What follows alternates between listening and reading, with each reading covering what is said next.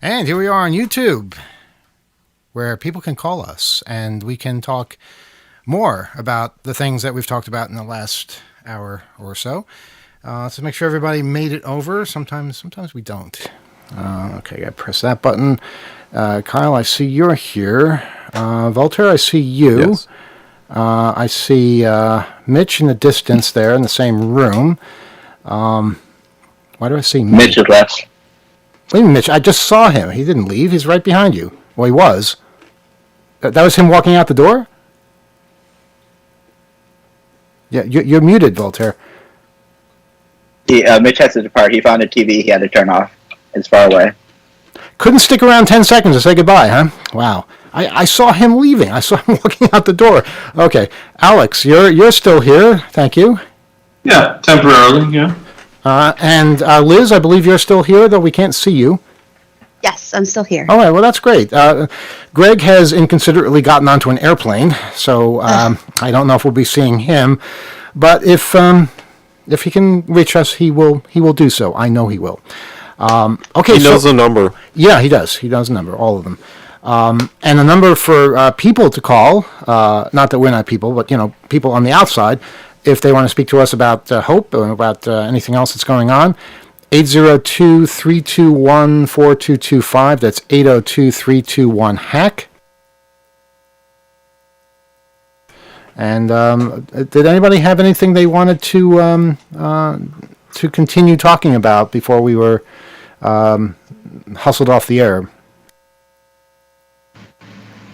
Yes, Walter, go ahead.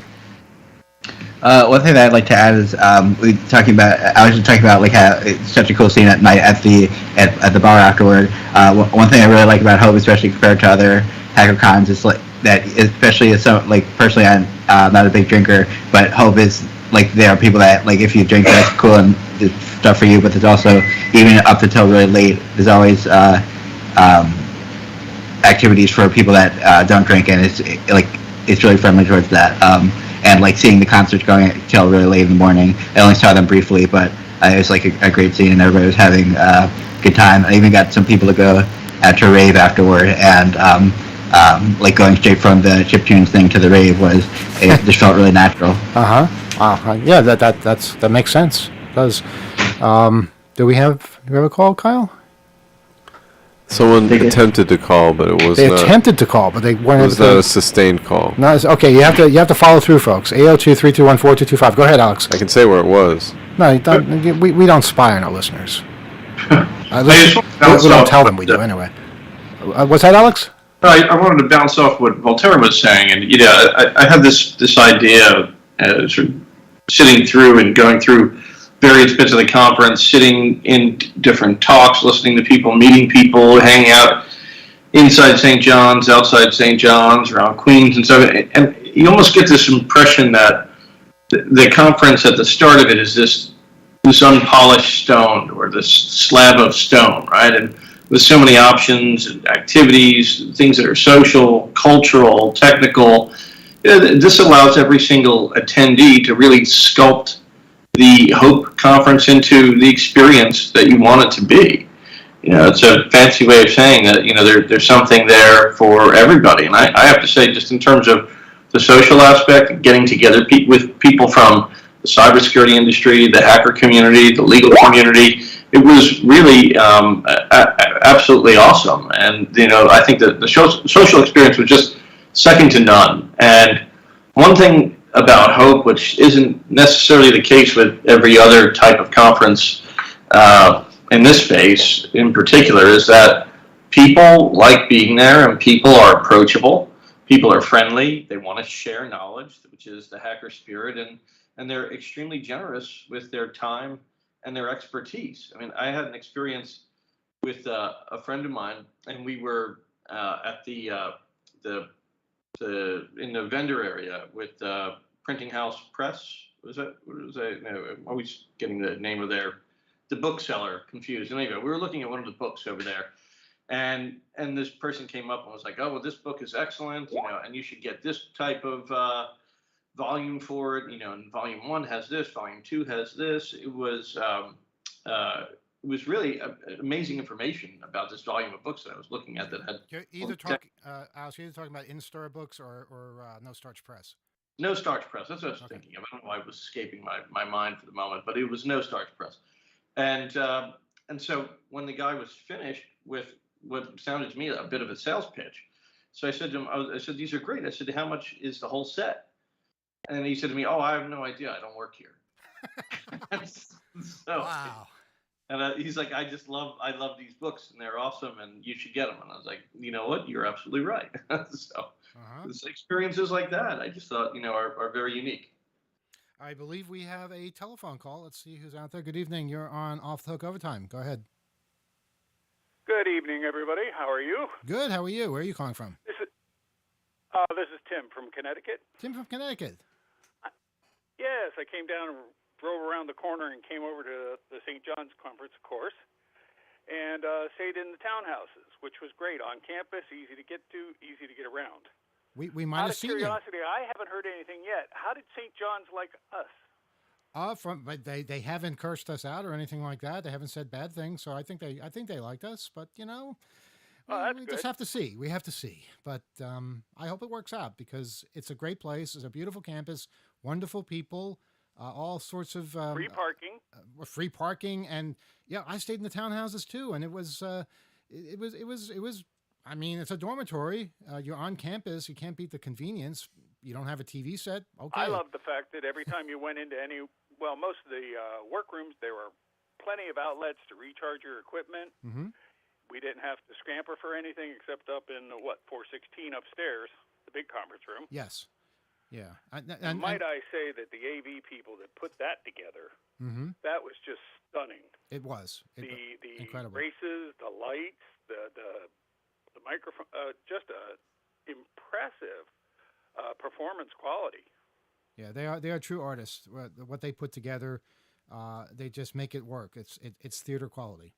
I'll say it did take some convincing, but I think we had the confidence, we had the expertise, and we got through a lot of the technical stuff because what we're used to and what the university was used to, they're going to be different things. We're a unique event. No one like us has come to their space before. That is true. I just we'd like to have an all-night event. I hope we weren't too traumatic because the things that we were doing, like you said, Kyle, no one has ever done before in that space. It's unique, but we always make it work somehow. We had 3 venues. We had the 416 room that the caller was talking about, the main track. We had the third track in the same building, room 206, I believe, and then we had Little Theater, which you actually had to walk outside a little bit to get to, and it's a theater. It's an actual theater. And I like that building a lot. If I remember correctly, somebody made mention that they had to punch a hole in a wall to get the communications gear into the little theater. Well, we didn't do that. Somebody who worked there did something like that. I don't know exactly what they did. I wasn't there when that happened, but they're improving things by adding connectivity and that kind of stuff. It was a miracle, and that a pathway was found between spaces. It just appeared by divine intervention. Nothing was broken. Nothing was vandalized. It was really incredible to see this. The most well-behaved crowd I think we've ever had at Hope. And, in the closing ceremonies, I said this, I've been to a lot of Hopes. This is the best one. I mean it, because this was something that was just so refreshing. We hadn't done it in 4 years. That's the longest gap between physical Hopes. We had the virtual Hope in 2020, but this was a big gap. And we've been through so much. We're so wounded in so many different ways, and we really needed something like this. And I just felt it from so many people that they really got something out of it. We're getting all kinds of feedback from people that really had the time of their lives and can't wait for 2024. Yeah, we I'm want one of your Twitter followers, and I'm sorry to hear about the AC in the truck. Oh, yes, the AC in the truck. Just quickly. Has that been resolved? We're still in talks with them. Basically, we rented a truck because we have to bring a lot of things, to the conference from where we set things up at the warehouse. And we wanted a lift gate. A lift gate is basically something that goes down to ground level. You put heavy things on it. It goes up to where the truck is, to truck level, and then it's on the truck, and you don't have to lift it. Well, we did have to lift it because we didn't have a lift gate because for some reason the pandemic has made lift gates hard to get. Yeah, you gotta explain why. Like, I there's don't this know whole why. rush on commercial trucks. Like, Yeah, everyone wants commercial basically, trucks. Shipping companies, they don't want to like. Makes no sense. They don't want to own them, but they rent them all up when they have like bursts of sales. You know, or I growth or sympathize, but for God's sake, sometimes other people need a lift gate. Anyway, we didn't Yeah, get what a lift about the gate. little guy? We had to pay for a lift gate, but we didn't get a lift gate. That didn't seem fair, so there's that. But then once we drove the truck out of there, and I cranked up the air conditioning because it was the hottest day of the year when we were driving into the city. And I figure, okay, the truck's been parked in the sun for days probably, and maybe it just takes time for the air conditioner to realize it's an air conditioner. And so for 20 minutes, I had hot air blasting onto me, and then I realized, you know what, this isn't going to happen. I don't have air conditioning in this damn thing, and so I had to spend the entire day in a truck that had no air conditioning on the hottest day of the year, and I just couldn't put a positive spin on that. So yeah, I tweeted with some anger there, and I don't regret it. Oh, and at the conference, nobody mentioned that Saturday and Sunday there was free breakfast. Yeah, for the people staying in the dormitories. I didn't get up early enough, or I didn't have time really to go down there and take part in that. But I heard good things, and St. John's is really putting in an effort. It's just a really, really positive experience. Yeah. One thing that I know we can improve on is directing people to local places to get food. I know there was a terrific pizza place just a block away. A lot of people found that, but there was also a dumpling place or a couple of sushi places or all sorts of different cuisine in walking distance. And then if you hopped into a cab and rode 5 minutes, all kinds of other things would surface.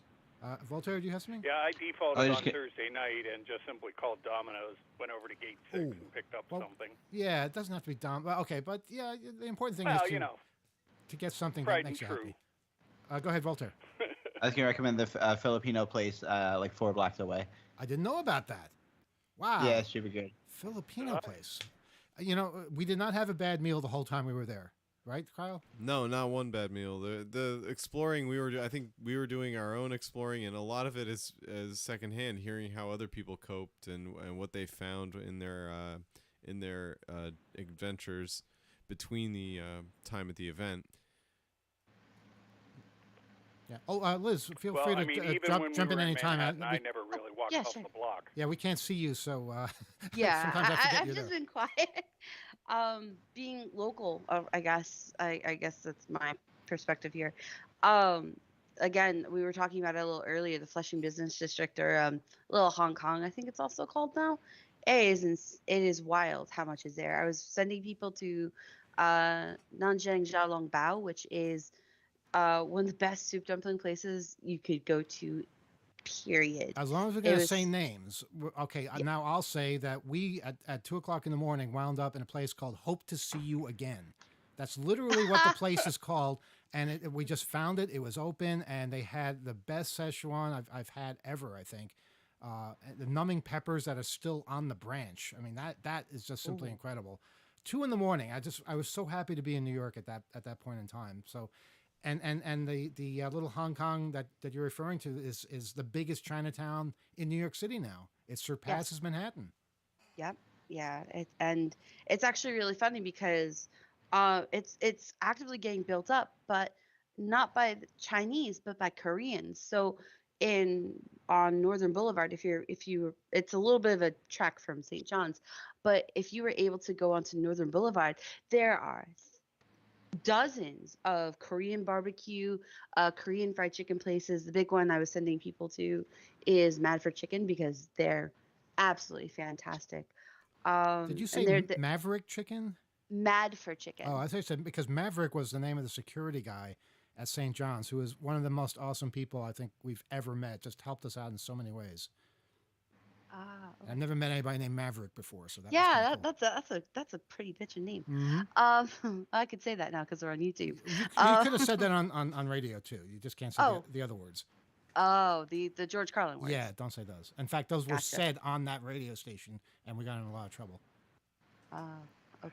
One of the favorite vendors that I saw there was the Tesla Museum. Mm-hmm. Yeah, Wardenclyffe. Those guys, first of all I saw was, Wardenclyffe. I'm over here in Connecticut. I had no idea where Wardenclyffe was because nothing says Long Island. It's almost right beside the Port Jeff Ferry. Uh-huh. Yeah. That's true. A lot of people like, out okay, here. well, I know what I'll taper over to there. A lot of people out in Long Island, goodness. they don't know where it is too. They've never heard of it before, and they're amazed. I hadn't. I mean, I've scouted around. I've been, Montauk, a few other places over on the island. Used to work for a retail chain that's no longer in business. Starts with a C. So I went to a lot of their locations. Mm-hmm. Didn't know where Wardenclyffe was. Wow. Well, anyway, it's an incredible place. I chewed up the airways. I'll let somebody else call in. Thank you for your call, and thanks for coming and enjoying Hope. Thanks for having a great conference. Thank you. The only reason we had a great conference was because of the attendees and the speakers and the presenters of all sorts, and just the overall mood. It was simply amazing. And we may sound a little disjointed, it's because we still are. We put in so much, and it's Wednesday, and we're still trying to find our bearings, right, Kyle? Yeah, a lot of the organizers and we all have our different modes and different experiences at the event. It's vastly different when you're trying to help manage a lot of different things and basically be the glue that connects all these different things together and make sure things are working. You try to support people, get enough of the supplies and volunteers to be available and just it's a lot. There's a lot of moving parts and especially when you're trying to kind of make it up as you go. You don't know the space as well from experience. Now I think we're gonna have a lot of lessons learned and things to apply to the future if we end up back at the university again. Yeah, absolutely. Alex, you've been away for a little while. Welcome back. Thank you. I hope I didn't miss anything too critical. No, I think we finished talking about you. But any other impressions you'd like to share about the conference while we wait for another phone call? 802-321-4225 is our phone number. I think it's interesting that your impression of this was the best hope, Emmanuel, because I have to say, you were in the best spirits throughout the whole weekend that I've ever seen you be in at a Hope. I mean, you were relaxed. You were watching the conference itself, talking to people, going in. I mean, it was a different experience, I think, for you as well. And usually I will get several frantic phone calls or have to deal with crises with you over the weekend. And I only got one frantic phone call from you, and it wasn't really even that frantic. And it was at the outset, and it was an issue that we don't even have to address because it was a moderate issue, and you would figured it out. I lost my phone, and I realized I was talking to you on it, and it was resolved. So it's not a big deal. It happens to everybody. The rest of the weekend, I was waiting for some major catastrophe or something crazy to happen, and it didn't. Mm-hmm. I just kept knocking on wood, and so I'm curious. I'm going to throw it back to you. Well, the reason things may have seemed calmer is because we're in a calmer environment, as opposed to the hecticness of a midtown hotel with all the traffic and just the attitude of the hotel itself, as opposed to a refined college campus where there's grass and there's trees. There are cats. Did you see all the cats on campus? The cats of St. John's. They were so cute. I was chasing one around for like 5 minutes. Uh-huh. Yeah. Yeah. Oh my gosh. They have their little dishes and everything because people take care of them, but they're kind of feral. But that's the kind of environment it is, where you have buildings, you have resources. So, I was able to retreat into an office and make decisions and reschedule things and also watch the conference because the networking worked perfectly.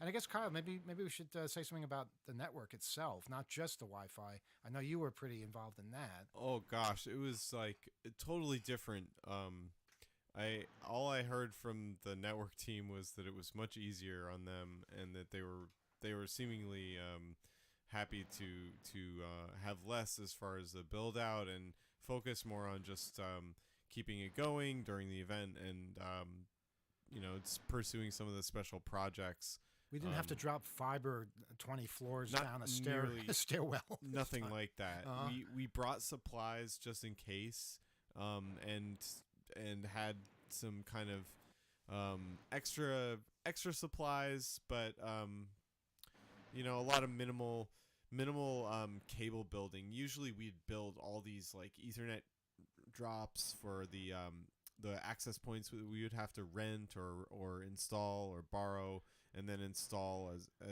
some of the spaces at the hotel just did not have the kind of coverage that could handle a lot of people. Well, schools are meant for that, so there was a lot less of that. I mean, there were a couple spaces where we may have wanted to augment and add some more. Yeah, honestly, though, Wi-Fi wise, anywhere on campus, I was getting a really good signal. I was able to watch the conference, and I have to say, any conference I've been to, and that includes all of the CCC congresses and camps and the Dutch camps and other conferences around this country, I've never seen such good connectivity anywhere.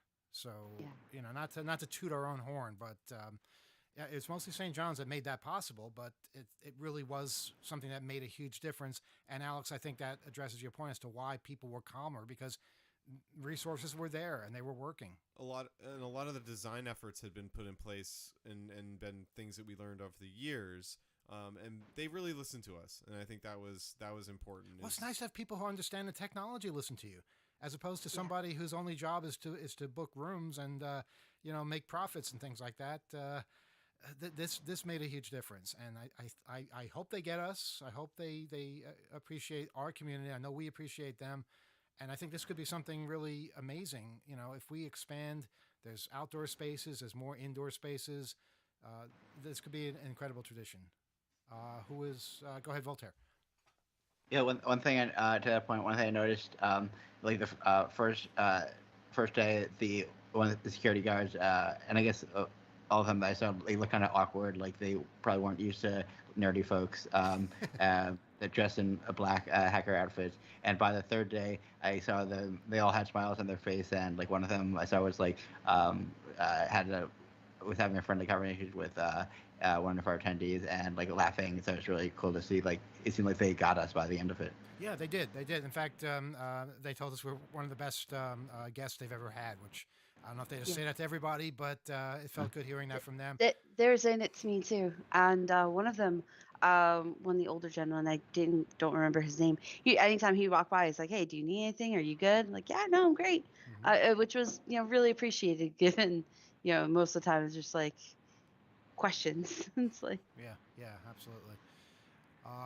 Well, you know what? It's pretty amazing that we made it through this. That now the rest of the summer beckons, and we have a phone call. 802-321-4225 is our phone number. We have another phone call. Good evening. You're on Off the Hook Overtime.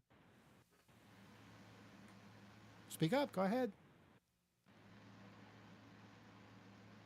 There's nobody there, Kyle. You gave me a blank caller. Okay, I've turned it off. All right. Try again. Get a better caller. 802-321-4225. 802-321-HACK is our phone number.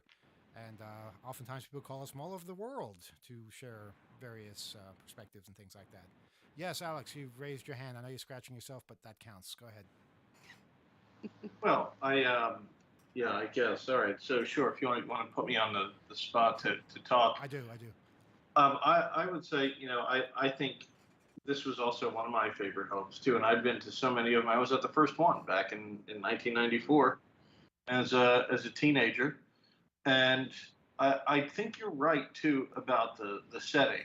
And maybe it's just that we're all getting older and we want a little bit more green or something. But, I mean, even things like, every single year at Hotel Pennsylvania, God rest its soul over there, it was such a pain in the ass to do something simple like get a phone line in, which then leads me to, as I was thinking about this, I realized, why were we getting a phone line in over at Hotel Pennsylvania? And that was because we needed the actual phone line installed for the social engineering panel. And we didn't have that this year. Mm-hmm. That's right. So we did, not this year. Usually I'm on that and it's so much fun and, well, what's the thinking behind that? I thought you were doing it. Oh, is that right? But you Yeah. know what? You can make up for it next time. Just make plans a little earlier, and we'll look forward to social engineering with Alex. You got to pass the baton on at some point. I can't I do all of them. guess. Yeah, I guess. But in hindsight, that's a regret from this past weekend. I think we could have done a social engineering panel, and I think we should promise the attendees that at the next one we will have that. It's such a popular panel. You can promise.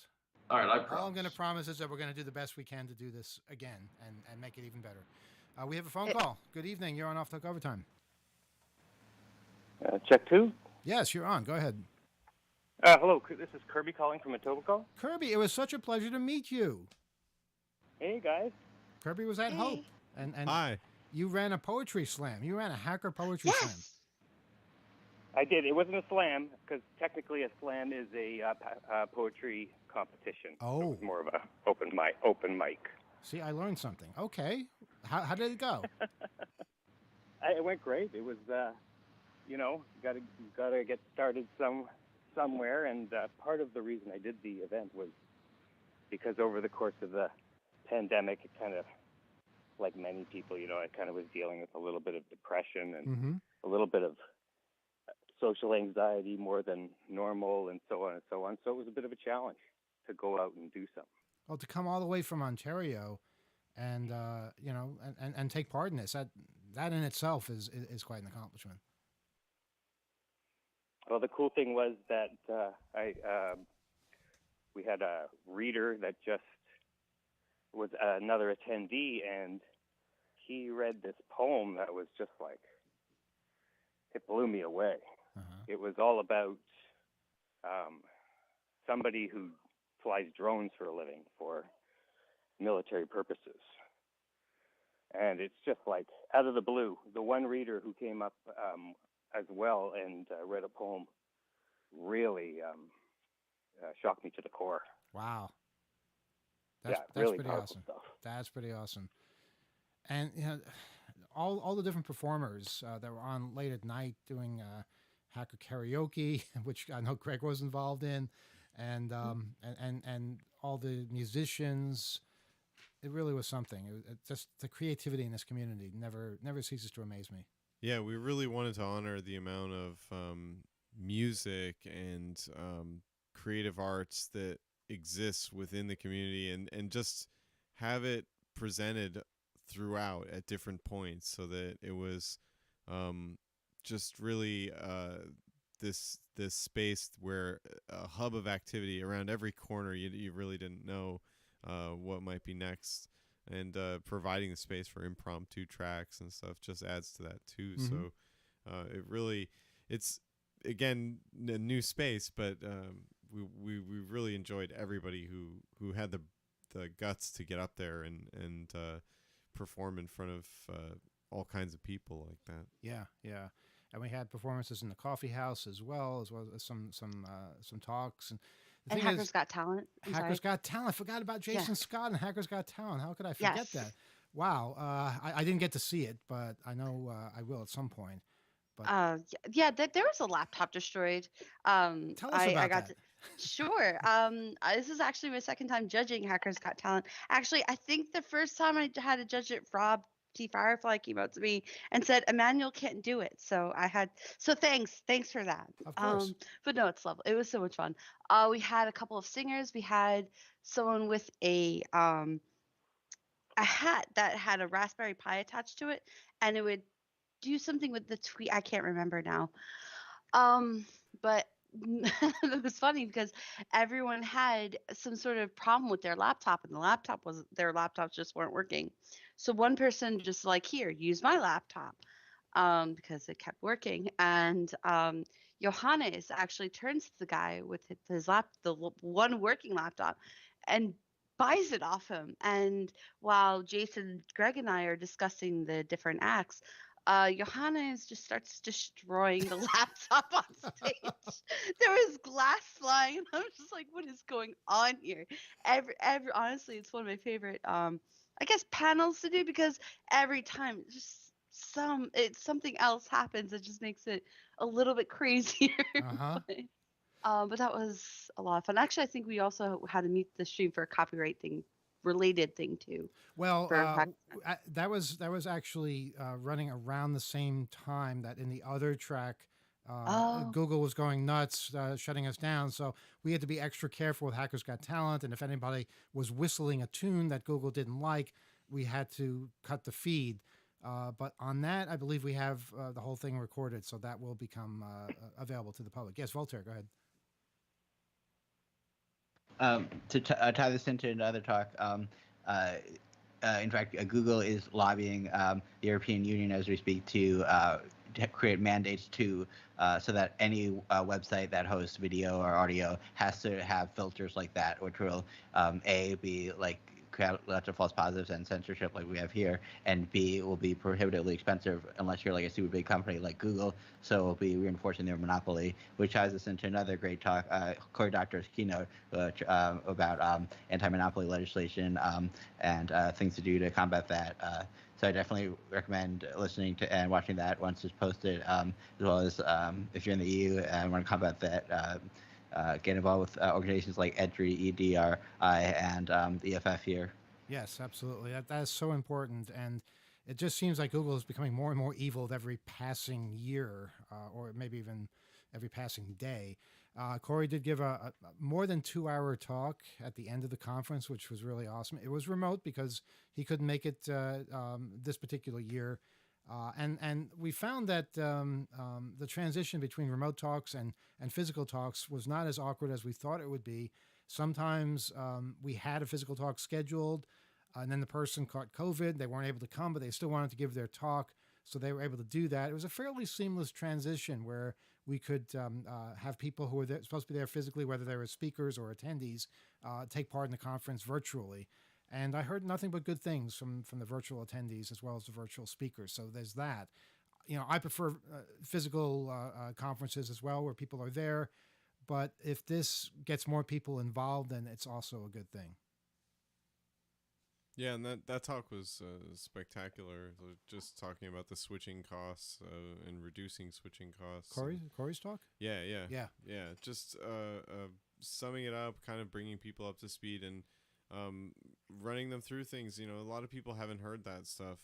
Haven't gotten into some of the critiques and seen it in a way that's as comprehensive that you can kind of understand some of the things that are at play and some of the and why there are some of these organizations that are working really, really hard to head off some of this monopolistic and really predatory activity as far as how tech companies are treating people and their information. It's just terrible what we're seeing. We're seeing things become normal that are not normal, where you can't even play a snippet because it's part of your talk, or because it's part of a point you're trying to prove, because Google's algorithms decree that you're up to something. They said that we were engaged in scams and spam and things like that. That was the actual. If you look at the tweet that 2600 sent out earlier today, there's a screen grab of what Google was accusing us of, and it wasn't at least in the title. It didn't say that we were using someone's audio. It said it was part of a scam, or we were sending spam, or some kind of unauthorized thing. This made it sound really sleazy. Nobody could possibly defend that. And I just, if anything is sleazy, it's that kind of behavior. No wonder they had no video or evidence to show. Cause that just infuriated me. At first I thought, okay, what they're doing is they're forcing me to use Chrome because I was using Firefox. So, okay, I logged in on Chrome where, I can't block any ads or anything like that. I have to subject myself to all of it. And it still didn't work. So, I don't know what they're trying to pull. They say, look at your content, see what's wrong with it. And then they say, oh, you looked at it, and what do you want to do now, when they never even showed it to you? So, this is... I don't know why we used YouTube. I think it was just out of convenience, but this is a good reason. Well, we used YouTube. We're on YouTube right now talking about how evil they are. We're using YouTube right now. Mm-hmm. Yeah. Using it. Emmanuel, may I? Whoa, I forgot you were still there. I'm so sorry. Where Oh, was no, this it's voice okay. coming It's okay. from? I totally forgot you were there. I'm so sorry. Go ahead. That's okay. I just wanted to comment that that directly impacted the Hacks Poetic event because I had all kinds of selections of readings that I thought relate to hacking and hackers, and that if people didn't have something of their own or they just wanted to, try to speak in front of a crowd or whatever, that they could choose one of the pre-selected type things. And that all had to get cut at the last minute because of that. We didn't want to risk it. You mean spoken word? You were worried about spoken word? Well, reading out something from a book or from a poet, like something, yeah. Can they reading out, do that now? like, If you read a book, they I can don't know. flag you for in your own voice for reading a. I mean, I guess I shouldn't be surprised if that is possible, but my God. Well, just say a script for the sake of argument, or in this case, like one of the readings I had was the first paragraph and the last paragraph of 1984. Wow. I feel Right. like I should be able to give you permission for that, but damn. Well, in Canada, somebody told me that it's actually it's not licensed anymore. What's the word? Sorry, I just Copyrighted. it's Yeah, it's not copyrighted. yeah. Yeah. Well, do you Yeah, want so do you want to read it now over YouTube? Because you can do it if you want. No, not right now. All right. I don't want to.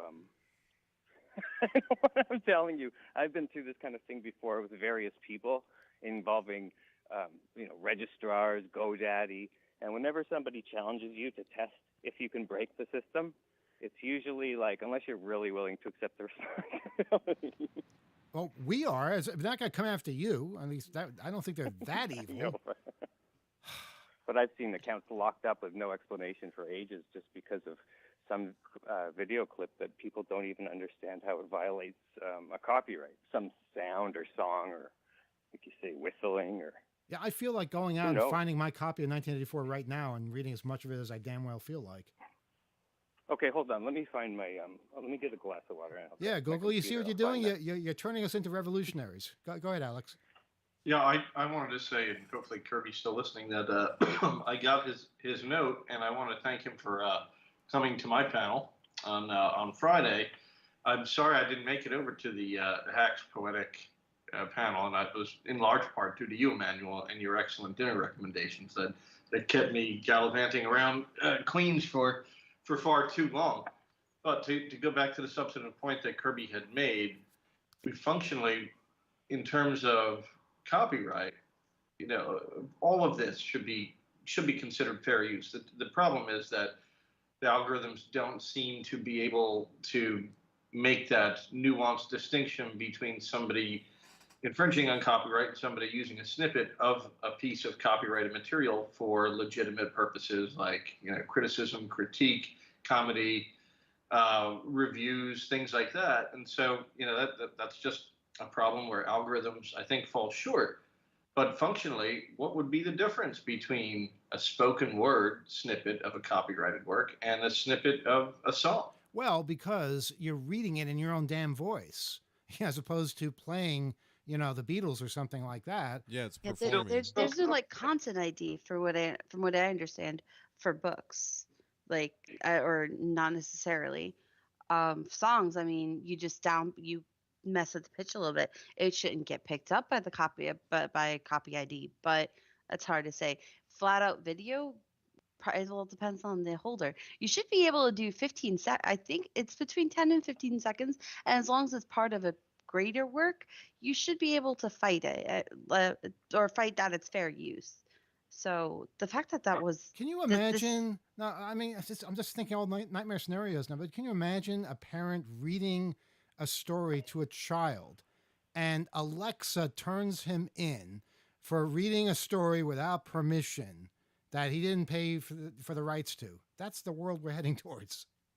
Yeah. It really seems like it. Well, can you imagine that I couldn't read 1984 on YouTube feed because, there was a risk that a potential violation could screw up the entire conference feed for the entire world? Well, that was the fear we were living in. Literally, I mean, we were living under fear from Saturday night all through Sunday that somebody would do something involving copyright. And for some reason, we were using YouTube as our exclusive distributor of the video, which I think what probably was a big mistake on our part. And one mistake, and the whole feed would have been gone. One mistake. No, you know what? I don't regret doing it. It was a mistake, but we're learning so much about this as a result of that mistake. So, take your mistakes and learn from them, and spread the knowledge. Now, Kirby, do you have some stuff that'll get us into big trouble? I hope. Yes. Before I engage on this revolutionary act, I just want to say that. No, I just had a couple of quick notes. The T-shirts were very cool. Liz and Liz, is that your name? Yes, or Kusanagi. I use both. Yeah, it was really a pleasure to meet you, and you're such a great source of information, and everybody knew what was going on, and there was no panic in the main lobby. That's for sure. That's true. Thank you. Yeah, you're very welcome. And what else? The security was good. Okay, yeah. Okay, so that's all. I just wanted to say thanks. And everyone was wearing their masks without any issues. I was thinking there might be some pushback on that, but people got it. It was no big deal. All the things we were worried about that people might not take kindly to, we get it. We all get it. We know we're trying to work together and make something happen, and it really did as a result of that. So thank you to all the attendees who really made this happen. Okay, 1984, George Orwell. Here we go. Read by Kirby Steele. Now, you're not going to read the whole book, right? Just basically the first page and the last page or something like that? It's the first paragraph and the last paragraph. Okay. And spoiler alert, people. That was the idea. The spoiler alert, it's not necessarily a storybook ending. So just be prepared for that. All right. It was a bright, cold day in April, and the clocks were striking 13. Winston Smith, his chin nuzzled into his breast in an effort to escape the vile wind, slipped quickly through the glass doors of Victory Mansions, though not quickly enough to prevent a swirl of gritty dust from entering along with him. The hallway smelt of boiled cabbage and old rag mats. At one end of it, a colored poster, too large for indoor display, had been tacked to the wall. It depicted an enormous face, more than a meter wide, the face of a man of about 45, with heavy black mustache and ruggedly handsome features. Winston made it for the stairs. It was no use trying the lift. Even at the best of time, it was seldom working, and at present, the electric current was cut off during daylight hours. It was part of the economy drive in preparation for Hate Week. The flat was 7 flights up, and Winston, who was 39 and had a varicose ulcer about his right ankle, went slowly, resting several times on the way. On each landing, opposite the lift shaft, the poster with the enormous face gazed from the wall. It was one of those pictures which were so contrived that the eyes followed you about when you moved. Big Brother is watching you, the caption beneath it ran. He gazed up at the enormous face. 40 years it had taken him to learn what kind of smile was hidden beneath the dark mustache. Oh, cruel, needless misunderstanding. Oh, stubborn, self-willed exile from the loving breast. 2 gin-scented tears trickled down the side of his nose. But it was all right. Everything was all right. The struggle was finished. He had won the victory over himself. He loved Big Brother. The end. That was, that was a seamless transition. I couldn't tell where the ending began and the beginning ended. And Kirby, I got to say, you have a really good reading voice. You could read this to kids and scare the crap out of them. Well, thank you very much. It was it was really nice to get the ball rolling at the conference, and I think we're going to keep it going and got some events. I'm going to try to come to the Tesla Museum for the birthday party. Oh yeah, that's happening on Long Island. I think in September. It was supposed to happen in July, but somebody was driving a giant Tesla coil through the desert, and their car broke down, and they weren't able to be. It sounds like something that would happen to us, and basically the whole thing had to be postponed until September as a result. But yeah, maybe that'll make it even better. Yeah, and just I just think that it's just a name. Like, I'm already working on an application for my Mycroft digital assistant that we could put haikus on, and people can submit them, and all you have to do is ask the digital assistant, and it'll fire one out for you for fun and inspiration, that kind of stuff. Because it's really interesting the way that it makes you look at everything differently than the way that we normally communicate. So, And I hope more people get into it. Alex, as we prepare for YouTube to come knocking, is there any kind of comfort that you can give us, having just done this very risky thing over the internet? Not really. No, I think that's we're just gonna have to deal with it. I don't think that they will come and knocking because of the the reading of the beginning and ending paragraph in 1984. I think it's just a matter of algorithmic convenience that they pick up on music as opposed to the spoken word, because it's very difficult to match spoken word with the entire Library of Congress or something, right? But but algorithms can pick up these musical melodies much more easily. But I do also want to underscore what you said, Kirby. That was really awesome, and it was such a strange exercise to see the seamless transition from the beginning and the end. And once you reminded me of those two gin-soaked tears running down his face, I realized that you had transitioned to that ending paragraph, but didn't realize it before. It was pretty powerful reading. It was. It definitely was.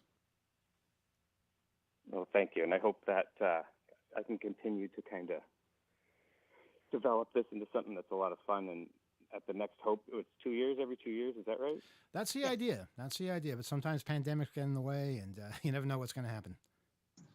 And that's good enough time to really get my act together by then and kind of develop some people involved and community and stuff. And there was a really good reception, and a lot of people spoke to a lot of people, and they liked the idea and hadn't really thought of it before for many of them.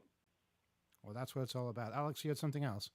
Yeah, Kirby, I don't think I ever mentioned this, but when I was a student in England as an undergraduate, this was in the days of answering machines, right? We had one phone for the whole floor, if you can imagine that, right? And so it was an answering machine, and we had changed the answering machine's outgoing message to note at the end of the outgoing message that all messages that were not left in haiku form would be completely disregarded. and we had kept true to that. We made a pact with everybody on the floor that if somebody left a message that wasn't in the form of 5 syllables, 7 syllables, and then 5 syllables, it would be disregarded. And then people started leaving haikus. I wish we still had this on tape. Did you expect people to make up a haiku hearing that message on the spot, or did you expect them to call back after having prepared one? Well, it just depends on how quick you are on your feet. Yeah, I wouldn't be able to do it. Perhaps a short tutorial, Uh-huh. a 10-second review. Yeah.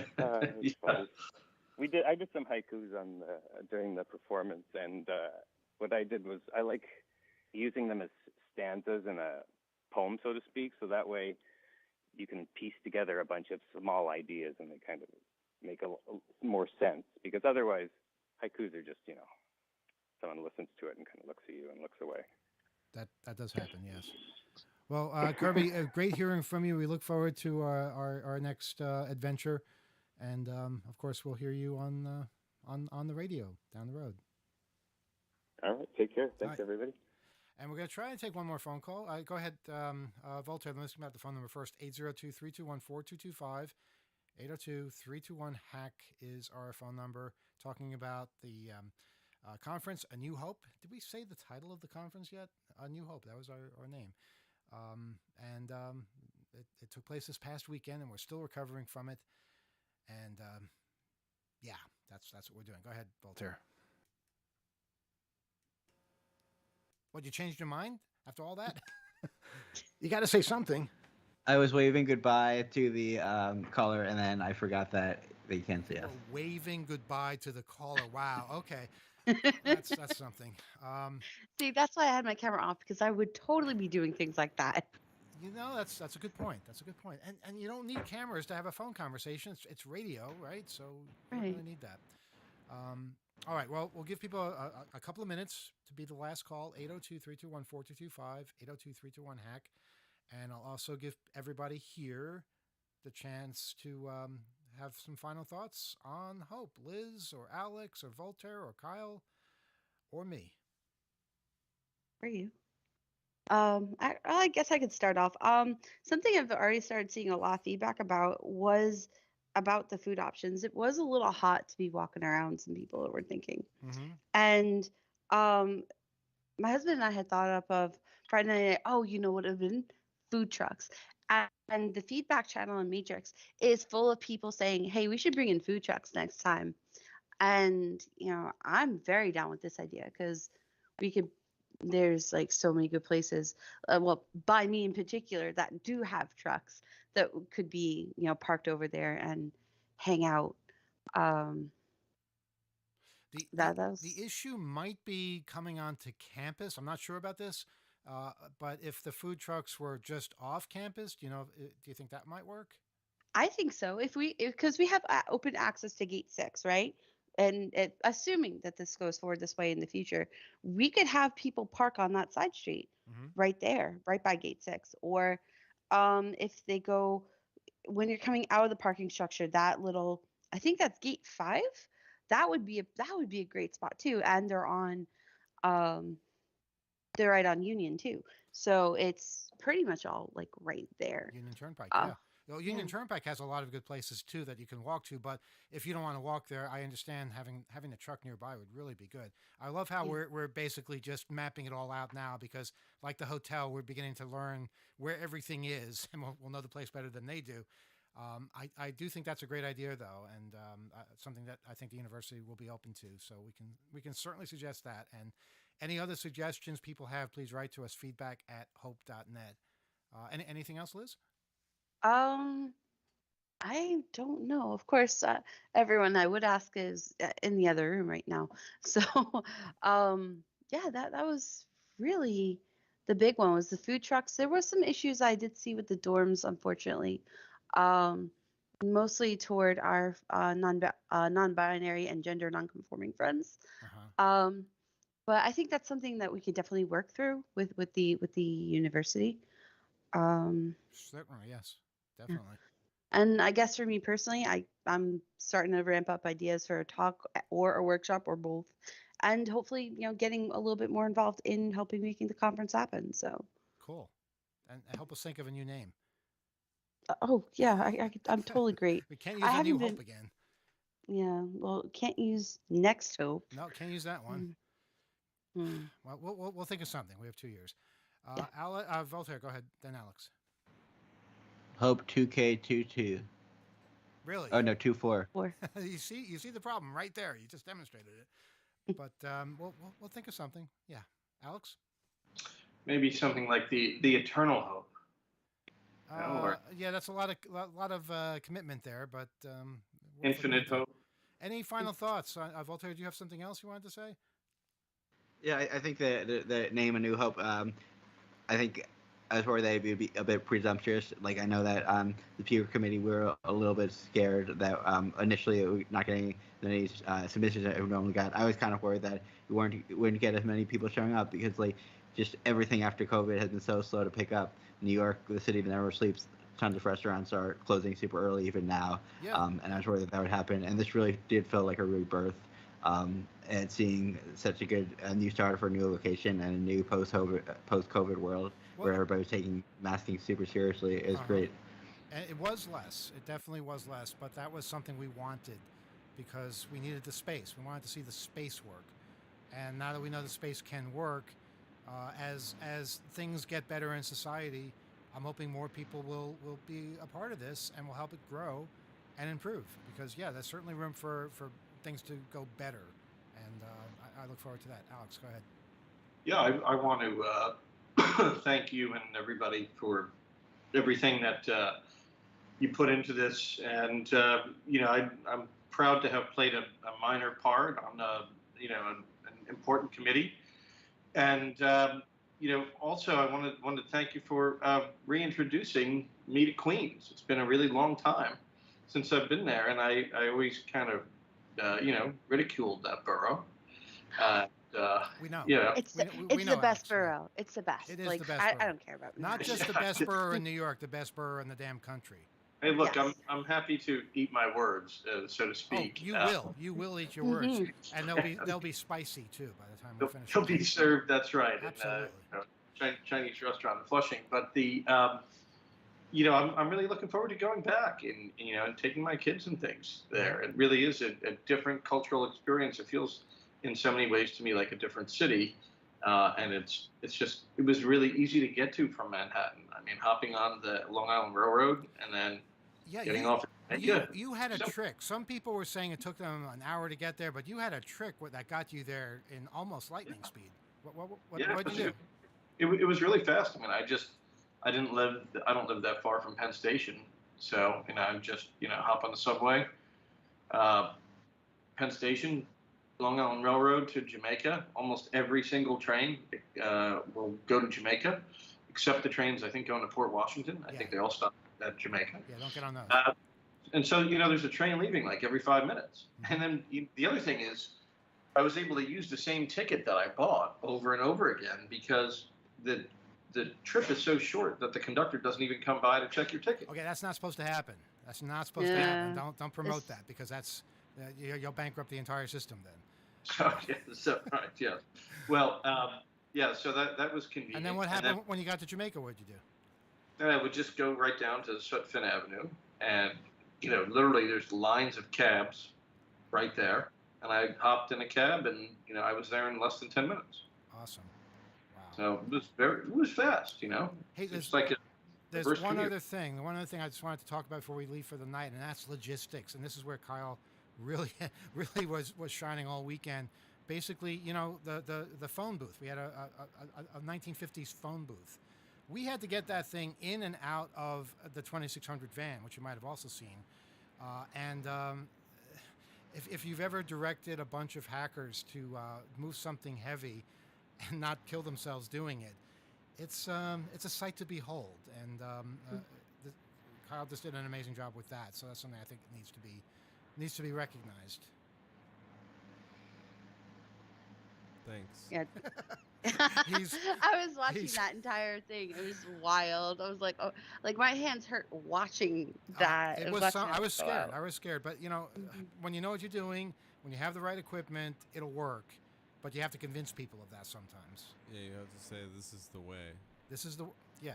What is this? Some kind of Star Wars quote? It's a new hope, okay? Yeah, and this is the first Star Wars reference that I've heard in the whole weekend is now. So I guess I should be grateful. The Mandalorian. Yeah, that's true. That's what it's called. Yeah, but you're spot on. There was like a symphony of activity and people training other people, people reminding other people to be safe and not rush too much. I kept realizing, what would this have been like in Manhattan? We'd be dealing with traffic or getting tickets or rain. I mean, at least when there was some weather, I got a little bit of sun, but when there was like some thunder and stuff, we had mostly sorted out all of our activity that required us to be outside, so we were not in the elements and exposed as much, and that felt really, really good. It increased, I think, my confidence, and I think people getting together and working together again, it's a great way to familiarize yourself or refamiliarize yourself and re-socialize a little bit. Absolutely. And having different tasks that are around this big sort of idea that is hope, it's a challenge, and everybody has a different idea of what it is. And of course, with hackers, everybody's smart. There's a lot of really smart people, but when you have a lot of really smart people all trying to have the answer, yes, that can be a disaster. it can get a little bit contentious. But I don't know. No one was injured in the process of issuing some stern reminders to just stop and listen. Do more listening to one another than just everybody barking their ideas and their concept of the right way. There's no right way. Like I think about this all the time when we're creating the magazine and publishing realms, and this thing of writing about hacking. Like, there's no right way to describe hacking. Like, we're not seeking perfect answers for what hacking is. We're just seeking different answers, and the amalgamation of them, we think, creates a bigger and better picture of it all. And I think that is kind of the analogy for logistics, that I don't know, especially in the new place, how exactly to do it, because I have nothing to reference to other than what we learned over the years. So directing it, I was open, and I think a lot of people were just open to direction, listening, and also sharing what they might know to help look out for other people. And that's all I really asked, is just like, have a lot of fun and look out for one another. Make sure we can come back in one piece. Yeah, well, it's that quiet confidence, I think, that really helps it succeed, and it's inspiring to people too. So thanks for that, and just thanks to everybody out there who made this event so special, so amazing, and just a real shot in the arm for the entire community. And let's hope we can do it again in the future, and keep building on that. And let's hope that in the time between now and then, we have a lot of fun. We build a lot of other things. We share a lot of experiences, and I sure look forward to them. Write to us either at oth@2600.com for the radio show, or if you have feedback for the conference, feedback@hope.net. We will be back next week, I believe, for another edition of Off the Hook at 7 o'clock on WBAI, and Off the Hook Overtime at 8 on YouTube, channel 2600, if it has not been blacklisted for doing something against the rules. All right, folks. Again, it was a pleasure. It was fun. Liz, I can't see you, but thank you for being there, and for all you've done. And No problem. And Voltaire, good seeing you again. Alex, and of course Kyle. And Greg is in the air somewhere on his way back to Yukon, and Mitch is outside. We don't know where or what he's doing. All right. Setting a TV to turn off. He's turning off TVs all over New York City. Probably. All right, that's all I need to know.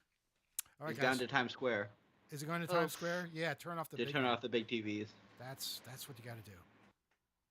All right. Good night, everyone. Night. Good night.